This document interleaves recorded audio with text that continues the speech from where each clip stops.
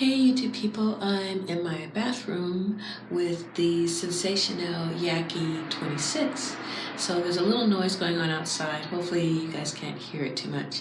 Okay, this is a really short video. It's an observation that I found with this particular unit. As I was saying, she combs out really well and she parts pretty good too, although you might be concerned about the fact that the stitching of the cap or whatever it takes to create that cap is, you can kind of see it, so you'll never be able to get away without having, see there's a lot of noise out there, you'll never be able to get away with not having eyeshadow or God forbid concealer, which is a little bit more risky because it's liquid. Okay, but that's really not the problem. The problem that I found with this unit is that when I turned around and I looked at it from behind, if you're not careful, what will happen is that the stitching will show. If the hair is parting itself in any kind of way, the stitching will show in the back, and it doesn't matter what color cap you have on, although if it's black, it's going to be even more obvious.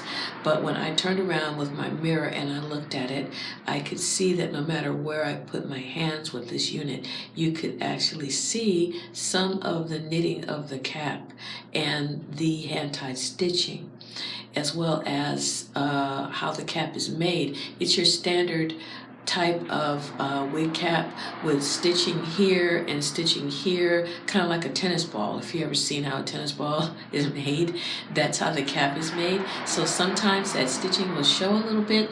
Also, I tried to add the blonde hair that I bought to go with this, which was synthetic, like the wig is synthetic, and the wefts were too thick and the strands were too thin, even though it came with 2 bundles. Had I added more to make it thicker, then it would have made this cap, which is already not necessarily big head friendly, kind of medium head friendly, it would have made the cap even tighter to put on. So I'm not advising that you add hair unless you really know how to do it, and I'm going to try to like this wig regardless of that.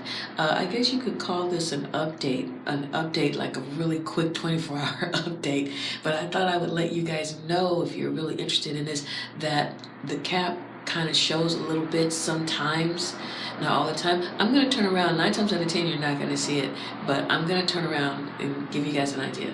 Okay.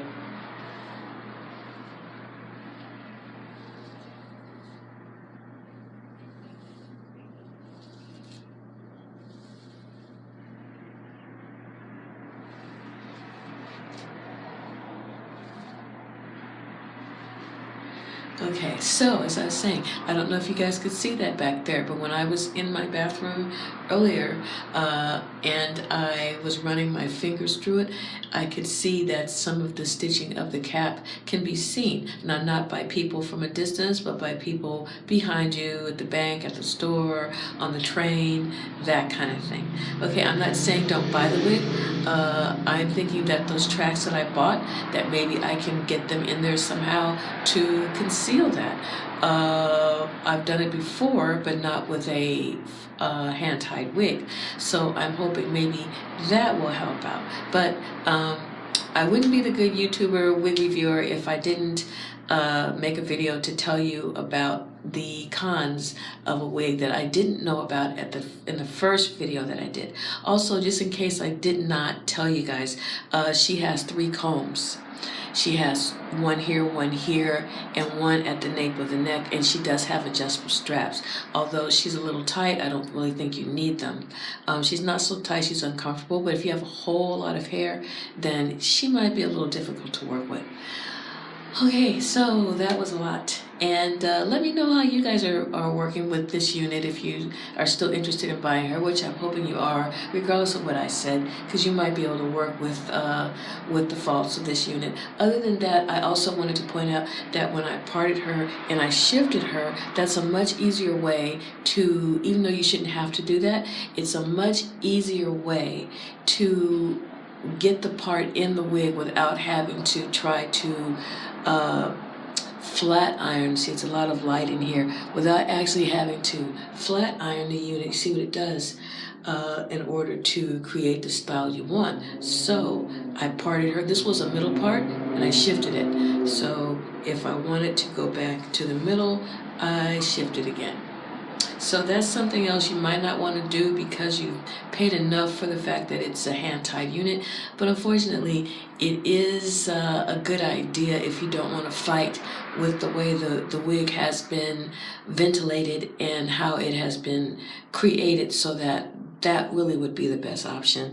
And I'm going to try to do some styling where, you braid it and do things. I'm going to try to do that because she's not a complete loss. Okay, so just keep in mind what I said, and stay tuned to my channel because there may be another wig review. I don't know. Stay tuned. Okay?